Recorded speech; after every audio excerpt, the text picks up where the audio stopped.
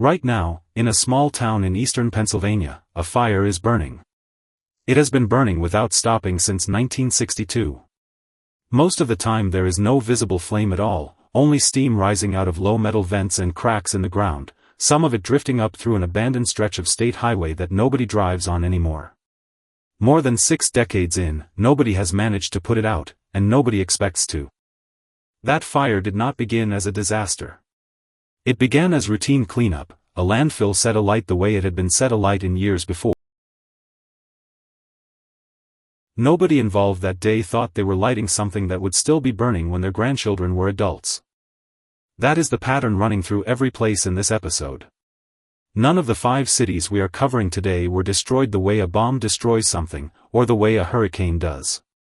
Every building we are about to describe is still standing, or was standing until very recently. What ended, in every single case, was not the structure. It was the reason anyone was there in the first place. A diamond field that ran dry. A fire nobody could reach. A mineral that turned out to be lethal. A border that closed and stayed closed. A power plant that failed on an otherwise unremarkable night. 5 different reasons, on 4 continents, across more than a century. The result, every time, was the same. A fully built place, still standing, with nobody left inside it. This episode covers 5 cities people left behind and never came back to, running from the oldest departure to the most recent. Some of what follows involves real disease and real death, and one of these 5 cases is still an unresolved political dispute today, not a settled piece of history. The point of this episode is not the abandonment for its own sake. It is what a place becomes once the reason for its existence disappears, and what gets left standing when it does. We are counting down from the oldest departure to the most recent. Number 5. Kalmanskap, Namibia. Abandoned 1956. In 1908, in what was then German Southwest Africa, a railway worker named Zacharias Luala found a diamond in the sand near a rail line running through the Namib Desert. Within a few years, that patch of desert had a fully built German-style town standing on it, funded by suddenly wealthy diamond miners. At its height, Kalmanskap had a hospital, a ballroom, a power station, a school, a bowling alley, a theater, a casino, an ice factory, and the first X-ray station anywhere in the southern hemisphere. This was a genuinely wealthy town, built in the middle of one of the driest deserts on the planet, for one reason only: what was buried in the sand around it. Then the diamonds that mattered ran out, or close enough. The field slowly depleted through the First World War, and in 1928 an even richer deposit turned up on beach terraces some 270 kilometers south, near the Orange River, a find that only required scouting open beaches rather than the underground mining Kalmanskap depended on. The workforce, and the money, moved south with it. Kalmanskap was ultimately abandoned in aftermath. Nobody demolished Kalmanskap, and nobody looted it in any organized way. The desert simply did what deserts do to empty buildings with broken windows and open doors. Sand moved in, and it kept moving in for close to 70 years, until visitors today walk through some of Kalmanskap's grandest houses knee-deep in it, wading through drifts inside rooms that once held a working casino. The same wealth that built these houses so precisely is exactly what makes them worth the desert's trouble to slowly, patiently fill. Centralia, Pennsylvania. Fire started May 27, 1962. This is the town from the start of this episode. On May 27, 1962, the Centralia Borough Council did what it had done before: set the town landfill on fire to clear it out ahead of Memorial Day.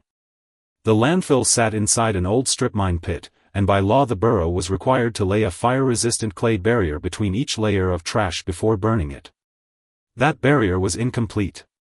An unsealed opening in the pit let the fire drop straight down into a labyrinth of abandoned coal mines running beneath the entire town, and from that point on it was no longer a trash fire. It was a coal seam fire, running for miles underground, and it has not gone out since. For years the town tried to live alongside it. Then, in 1981, a 12-year-old resident named Todd Domboski was walking through his grandmother's backyard when the ground opened beneath him without warning, a sinkhole 4 feet wide and 150 feet deep. He grabbed a tree root and held on until his 14-year-old cousin, Eric Wolfgang, pulled him out. The steam pouring out of that hole was tested afterward and found to contain a lethal concentration of carbon monoxide. The state took the fire seriously after that in a way it had not before. In 1992, Pennsylvania Governor Bob Casey invoked eminent domain over the entire borough, condemning every building inside it. A legal challenge from the remaining residents failed. The Postal Service discontinued Centralia's own zip code in 2002. The population, which had peaked at 2,761 residents back in 1890, had already fallen to about 1,000 by 1980. By the 2020 census, 5 people remained, still living there, by choice, inside a legally condemned town sitting on top of a fire. Here is the aftermath. As of a 2006 estimate, that fire is expected to keep burning for roughly 250 more years. A trash fire, lit to tidy up before a long weekend, may end up outlasting every single person who remembers why it was ever lit in the first place. Number 3. Wittenoom, Western Australia. Mine closed 1966. Wittenoom's mine produced blue asbestos, and through the 1940s, 1950s, and into the 1960s, that made it one of the more productive mining operations in Western Australia. It closed in 1966, for the two reasons that usually end a mining town together: it had stopped being profitable, and the health risks of the mineral it produced were becoming impossible to keep ignoring. The aftermath here took decades to. More than 2,000 of the roughly 20,000 people who worked or lived in Wittenoom over the years have died of asbestos-related disease, a running total that is still being counted. The contamination itself now covers 46,840 hectares, an area the government classifies as the largest contaminated site anywhere in the southern hemisphere, and, for scale, nearly a fifth the size of the entire Chernobyl exclusion zone we are ending on today.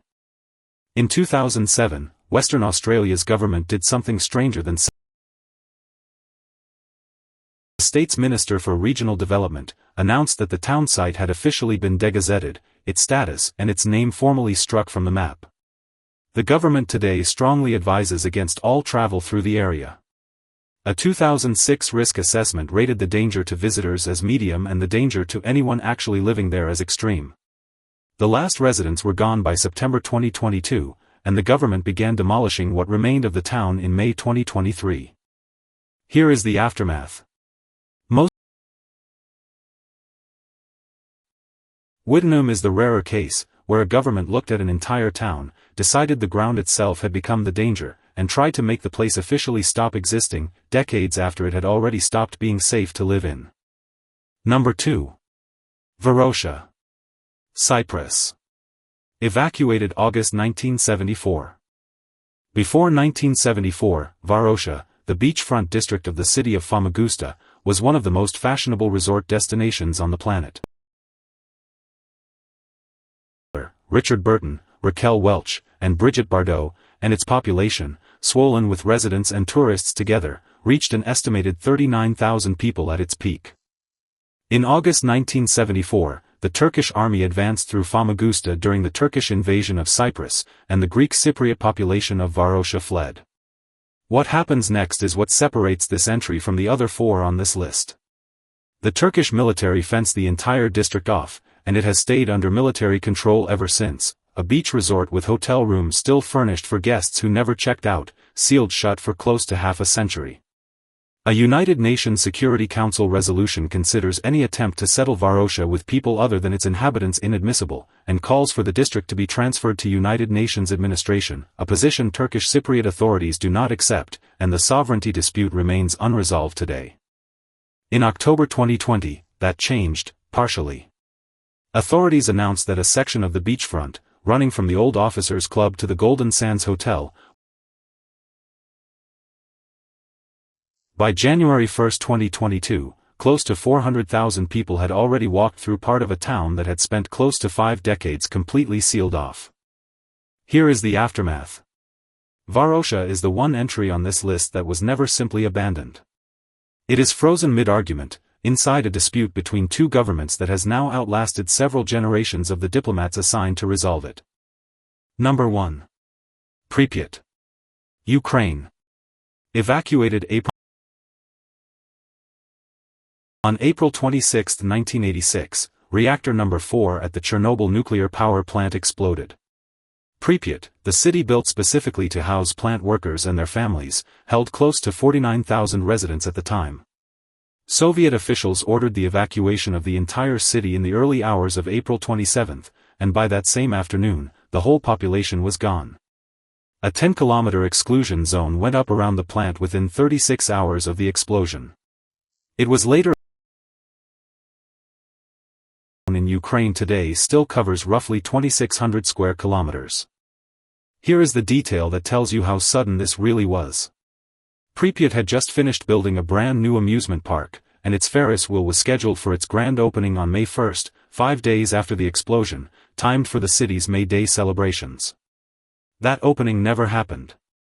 The wheel has stood there, unused, for 4 decades now, quite possibly the most famous piece of playground equipment that never once held a single rider.